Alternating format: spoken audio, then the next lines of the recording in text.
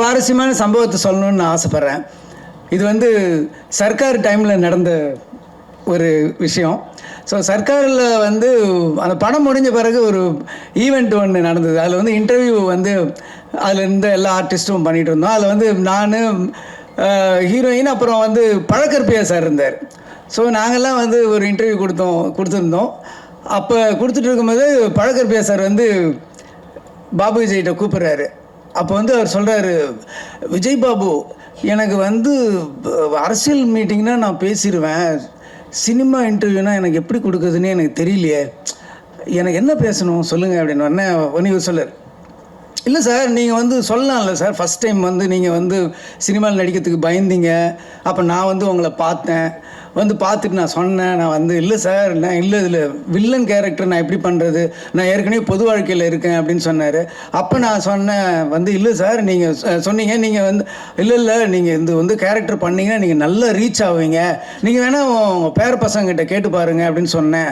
அதுக்கப்புறம் நீங்கள் போய் உங்கள் பேர பசங்கிட்ட கேட்டீங்க, அவங்க வந்து விஜய் சார் படமா கண்டிப்பாக பண்ணுங்கள், நீங்கள் நல்லா ரீச் ஆவீங்க அப்படின்னு அவர் சொன்னார்ல சார், அதை பேசுங்க சார். ஓ கரெக்ட், இல்லை அதை பேசலாம் சார். அப்புறம் முக்கியமாக வந்து இந்த படம் ஆரம்பித்தது வந்து நீங்கள் வந்து என்னை விஜய் பாபுன்னே கூப்பிட்றீங்க. என் பேர் விஜய் பாபு கிடையாது, என் பேர் பாபு விஜய், நல்லா சொல்லுங்கள், பாபு விஜய் அப்படின்னு அவரை மிஸ்மரைஸ் பண்ணிட்டார். இப்போ இன்டர்வியூ ஆரம்பிக்குது, என் பக்கத்தில் உட்கார்றாரு. அவர் எதிர்பார்த்த கேள்வி கரெக்டாக வருது. எப்படி சார் இந்த படத்தில் நீங்கள் நடிச்சிங்க, நீங்கள் வந்து ஒரு பொலிட்டீஷியன், நீங்கள் எப்படி வந்து இந்த படத்தில் நடிச்சிங்க அப்படின்னோடனே, இந்த படம் வந்து நான் வந்து என் வீட்டுக்கு வந்து டைரக்டர் அனுப்புனார்னு சொல்லி பாபு விஜய்னு ஒருத்தர் வந்தார்.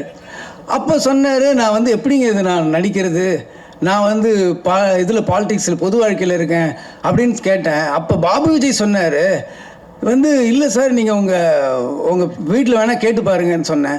உடனே அவர் சொன்னார். அப்புறம் நான் சொன்னேன், இல்லை பாபு விஜய், நான் எப்படி பாபு விஜய் நான் எங்கள் வீட்டில் ஒத்துக்குவாங்க அப்படின்னு சொன்னேன். அதுக்கப்புறம் வந்து மறுநாள் வந்தார், பேர பசங்களாம் இல்லைப்பா நீங்கள் பண்ணுங்கன்னு. அப்புறம் மறுநாள் பாபு விஜய் வந்தார். அப்போ பாபு விஜய்கிட்ட நான் சொன்னேன், பாபு விஜய், நான் இந்த படத்தை பண்ணுறேன் பாபு விஜய். அப்புறம் நான் பக்கத்தில் இருக்கேன், ஏய் படத்து டைரக்டர் நான், என்ன ஒரு தடவை கூட என் பேரை சொல்ல, இத்தனை தடவை பாபு விஜய்னு சொல்கிறாருன்ட்டு இவனை தேடினேன். அப்படியே எங்கடா இருக்கான் அப்படின்னு இவனை தேடினேன். இதே மாதிரி ஒரு லைட்டில் அப்படியே அவுட்லைனில் போனேன். என்னை பார்த்து நேராக கேமரா பின்னாடி இருந்துட்டு அங்கேருந்து இப்படி எட்டி பார்க்குறான், என்னடா இதெல்லாம் அப்படின்னு. அப்புறம் முடித்த உடனே இன்டர்வியூ முடிஞ்சுது. உடனே வெளில வந்தோடனே நான் கேட்டேன், டேய் என்னடா படத்து டைரக்டர் நானா நீயாடா, உன் பேர் இவ்வளோ தடவை சொல்கிறாரு, என் பேர் ஒரு தடவை கூட சொல்ல அப்படின்னா. சார் விடுங்க சார், ஆற்றுல போகிற தண்ணி அவன் அண்டாண்டா வளரான், நான் ஒரு சொம்பு தானே சார் அண்ணன், விடுங்க சார் அப்படின்னு. ஸோ அந்த மாதிரி ஒரு நெருக்கமானவர். முக்கியமாக என்னுடைய கடினமான சமயத்தில் அந்த படம் ரிலீஸ் ஆனப்போ அப்போ வந்து போஸ்டர்லாம் கிழிக்கிறது அப்படி இப்படின்ட்டு ஒரு பயங்கரமாக நடந்தது.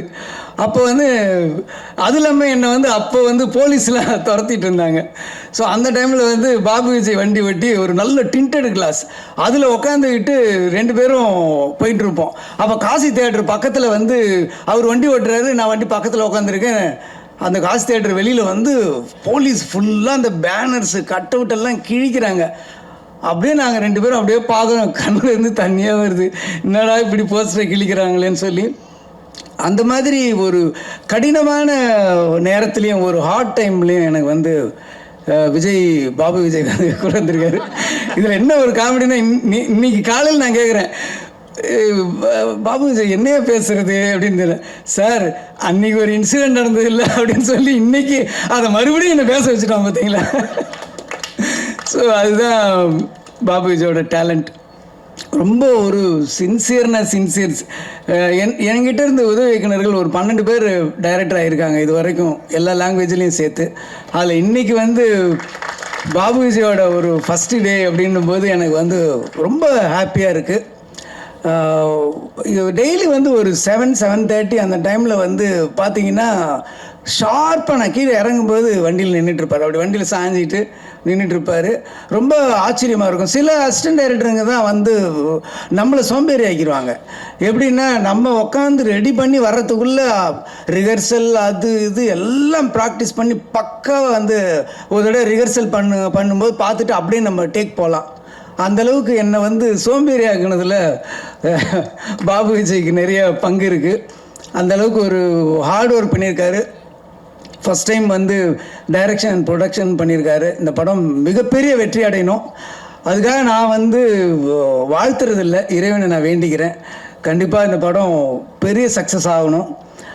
அதுக்கப்புறம் இந்த படத்தில் கதாநாயகன் ஜெய்க்கும் எனக்கும் ஒரு நல்ல ஒரு கனெக்ட் உண்டு. என்னோடய ப்ரொடக்ஷனில் ஃபஸ்ட்டு படம் எங்கேயும் எப்போதுலேயும் அவர் தான் ஹீரோவாக பண்ணார். ஸோ ஒரு ஒரு லக்கு இருக்குது. அதே மாதிரி ராஜாராணி என்னோடய ப்ரொடக்ஷனில் 2வது படம் பண்ணார். ஸோ இது 3rd ஃபில்ம். ஒரு ஹாட்ரிக் வெற்றியை வந்து நீங்கள் வந்து என் அசோசியேட்ஸனில் நீங்கள் நடக்கணும் அப்படின்னு சொல்லி நான் வாழ்த்துறேன். ரொம்ப நல்ல ஆர்டிஸ்ட்டு, அற்புதமான நல்ல டைமிங். அவர் சினிமாவில் விட பர்சனலாக நீங்கள் பேசி பார்த்தீங்கன்னா அந்த டைமிங் காமெடிலாம் ரொம்ப நல்லா பண்ணுவார். ஏன்னா எங்கேயும் இப்போதும் ரிலீஸ் அப்போ நாங்கள் வந்து ஒரு டூர் தியேட்டர் விசிட் மாதிரி போனோம். அப்போ அவரோட சென்ஸ் ஆஃப் ஹியூமர், அந்த டைமிங்கை என்னை ரொம்ப ஆச்சரியப்படுத்துச்சு. ஜெய் சாருக்கும் இது வந்து ஒரு பெரிய வெற்றி படமாக அமையணும்னு நான் வேண்டிக்கிறேன். அப்புறம் இந்த படத்தோட ஹீரோயின் மீனாட்சி வந்து இவங்க வந்து ஒரு கிளாசிக்கல் டான்ஸரு. எனக்கு இவங்களை முன்னாடி தெரியும், ரொம்ப முன்னாடி தெரியும் அவ்வளோதான். என் பொண்ணு வந்து இவங்க 2 பேரும் ஒரே டீச்சர்கிட்ட வந்து குருக்கிட்ட வந்து கிளாசிக்கல் டான்ஸ் கற்றுக்குறாங்க. என் பொண்ணு வந்து 10th படிக்கிற சின்ன பொண்ணு தான். ஸோ அந்த டைமில் வந்து இவங்களை நான் பார்த்துருக்கேன். ஸோ அவங்களுக்கும் இது பாபு விஜய் வந்து சொன்னாப்புல இவங்க தான் அப்படின்னோன்னா, ஐயோ எனக்கு தெரியுமே அப்படின்னு ஸ்டில்லு காமிச்சோன்னே தான் எனக்கு தெரிஞ்சுது. பட் அவங்க பேர் அப்புறம் தான் எனக்கு தெரிஞ்சுது. ஸோ இந்த படத்தில் ரொம்ப நல்லா நடிச்சிருக்காங்க. சாங்ஸில் ரொம்ப நல்லா இருக்காங்க. நல்ல ஒரு அப்பீரன்ஸ் இருக்குது. ஸோ உங்களுக்கும் நல்ல ஒரு எதிர்காலம் தமிழ் சினிமா கிடைக்கணும்னு நான் கடவுளை வேண்டிக்கிறேன். கேமராமேன் வந்து சொன்னார், ரொம்ப ஃபாஸ்ட்டுன்னு சொன்னார். எப்படிடா இவ்வளோ ஃபாஸ்ட்டாக பண்ண அப்படின்னு கேட்டப்போ சொன்னாப்புல, இல்லை சார் நல்ல ரிச்சர்டு வந்து பயங்கர ஃபாஸ்ட்டாக பண்ணுறாரு அப்படின்னு சொன்னார். ஃபாஸ்ட்டாக பண்ணுவாங்க நிறைய பேர், ஆனால் ஃபாஸ்ட்டாக நல்ல குவாலிட்டியாக கொடுக்கறது வந்து சில பேர் தான் இருக்காங்க. நீங்கள் வந்து நல்ல குவாலிட்டி கொடுத்துருக்கீங்க. நல்ல ஒரு ப்ரொடக்ஷன் வேல்யூ வந்து செலவு பண்ணுற பணத்தை ஸ்க்ரீனில் காட்டுறது தான் வந்து ஒரு கேமராமேன் ஒரு கஷ்டமான வேலை. அது ரொம்ப காமிச்சிருக்கீங்க. நிறைய லொக்கேஷன்ஸ் போயிருக்கீங்க. கொடைக்கானல் போய் அவுடோரில் போய் அவ்வளோ ஃபாஸ்ட்டாக ஷூட் பண்ணது அதெல்லாம் ஒரு பெரிய விஷயம். ரொம்ப வாழ்த்துக்கள் சார் உங்களுக்கும். எடிட்டரும் ரொம்ப நல்லா பண்ணியிருக்காரு. மியூசிக் வந்து ரொம்ப நல்லா இருந்தது. பர்டிகுலராக அந்த வீழ்வேன் என்று நினைத்தாயோன்னு அந்த ஒரு வைப் வந்து சூப்பராக இருந்தது. கேட்கும்போதே ரொம்ப நல்லா இருந்தது. சாங்ஸும் விஷுவல்ஸ் எல்லாமே ரொம்ப நல்லா இருந்தது.